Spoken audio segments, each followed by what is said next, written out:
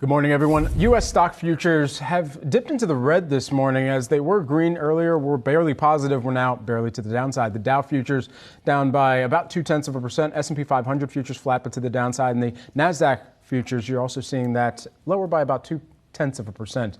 And that's all today following yesterday's sell-off as the third quarter comes to a close. But our next guest says the likelihood of a global recession is far from certain. Invesco Investment Solutions Senior Portfolio Manager Alessio de Longis joins us now in studio. Alessio, great to have you here with us.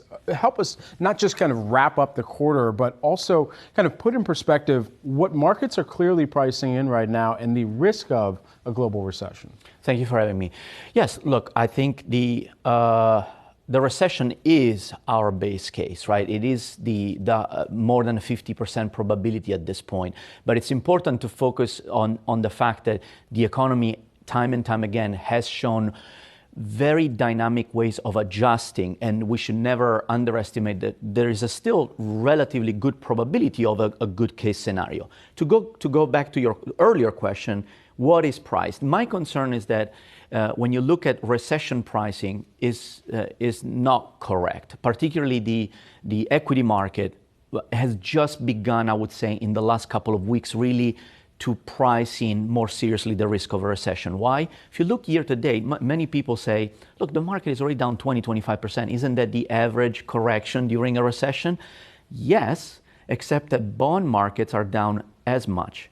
By definition, a recession implies underperformance of equities over bonds because earnings have to correct lower.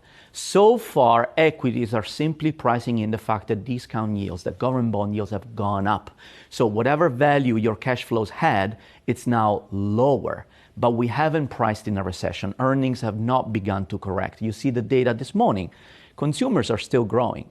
Consumption is still there. Inflation is still surprising to the upside. That is not an economy in recession. If people go and check their accounts this weekend for the first time, let's say in 3 months, they're going to be shocked because this was it was a terrible quarter. Having said that, what should they be doing and how do you prepare for the fourth quarter in this environment? That is the black swan that this generation of investor has lived. The worst bond bear market since records have been kept.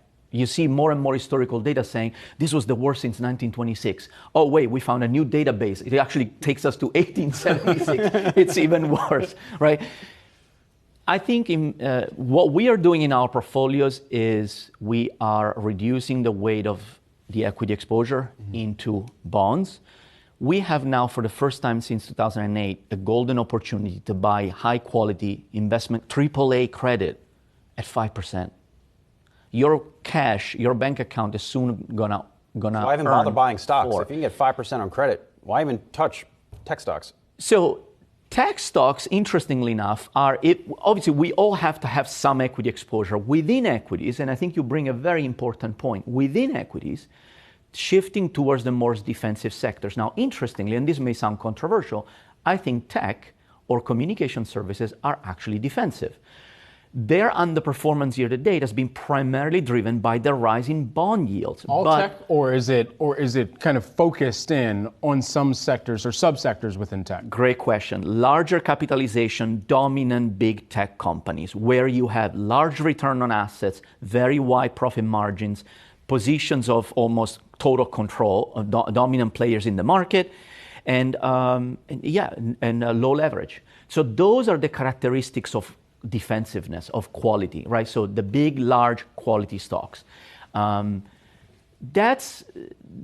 can hold its value, and it will hold its value, especially if rates peak here. Also, we have a golden opportunity to rebuild exposures to thematic, strategic items such as technological revolution, digital revolution, at 30-40% discounts. Those themes aren't going away. What should I be doing in this environment? Just internally, what questions should I be asking myself? Should I even be an investor? You should. So, don't look in the rearview mirror. The past is the past. That's rule number one. First of all, the only lessons from the past is, are you able to stomach again what just happened? If the answer is yes, stay the course.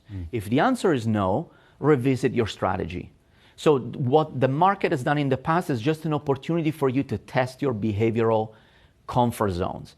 Otherwise, stick to your plan. And the plan here, I think, always stay invested. Going to cash has worked for the last 3 quarters, but historically, it never pays off for more than that short window of time. Investors are always compensated over the medium term for owning bonds, for owning stocks, for owning credit.